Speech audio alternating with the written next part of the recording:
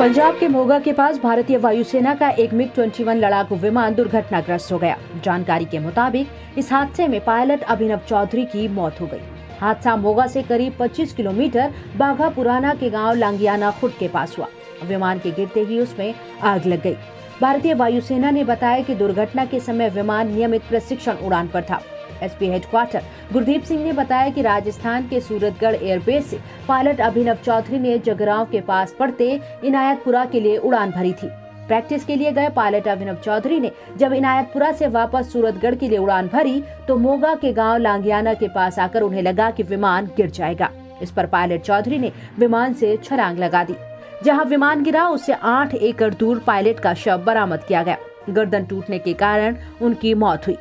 इस हादसे पर भारतीय वायुसेना ने शोक व्यक्त किया है और विमान की दुर्घटना के कारणों का पता लगाने के लिए कोर्ट ऑफ इंक्वायरी का आदेश दिया गया है।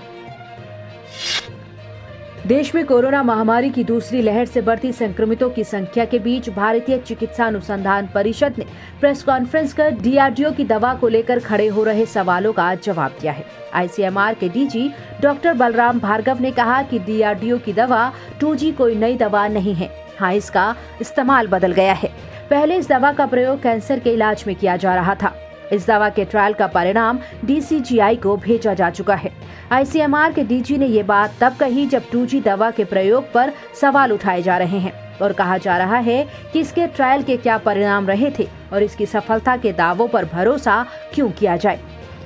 2TG DRDO की दवा है जिसको 2-डिऑक्सी ग्लूकोज कहते हैं।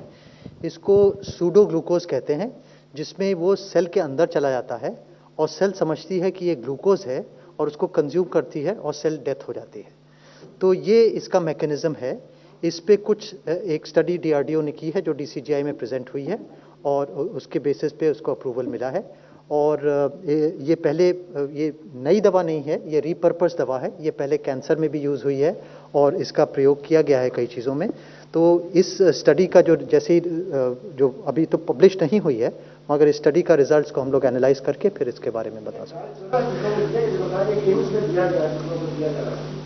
उस ट्रायल के रिजल्ट्स को DCGI को दिया गया है और DCGI अभी पब्लिश नहीं हुआ है, केवल DCGI के साथ शेयर किया गया है। तो जैसे ही हम लोग को रिजल्ट्स मिलेंगे उसको हम लोग उसको डिस्कस करके और उस पर बारे में और टिप्पणी दे सकते हैं।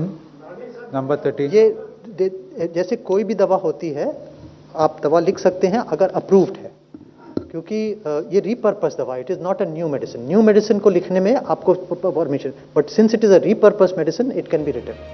डॉक्टर बलराम ने प्रेस कॉन्फ्रेंस में ब्लैक फंगस के बारे में भी बात की और कहा कि इसका खतरा ज्यादातर उन लोगों में है जो डायबिटीज के मरीज हैं।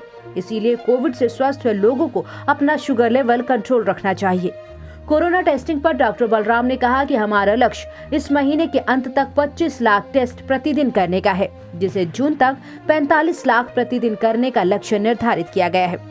घर पर ही कोरोना की जांच के लिए किट तैयार करने के मसले पर उन्होंने कहा कि एक कंपनी ने आवेदन किया है, 3 पाइपलाइन में है। एक सप्ताह के अंदर 3 और कंपनी सामने आने वाली हैं, जो कोरोना की जांच घर पर करने वाली किट बनाएंगी। Home testing, this is an advisory which we have issued for home testing for COVID-19, and this there is one company which has already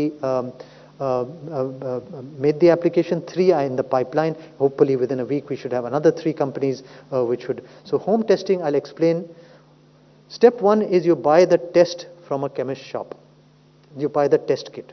Step 2, you download the mobile app, you register and you read the user manual.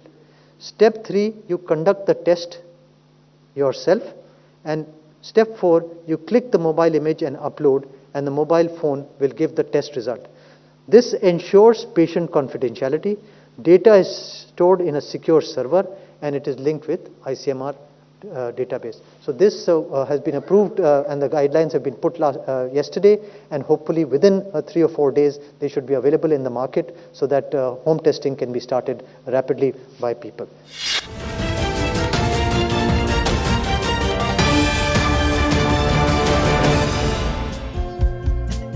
हमारे channel को like, share और subscribe जरूर करें और नई updates के लिए bell icon दबाना ना भूलें।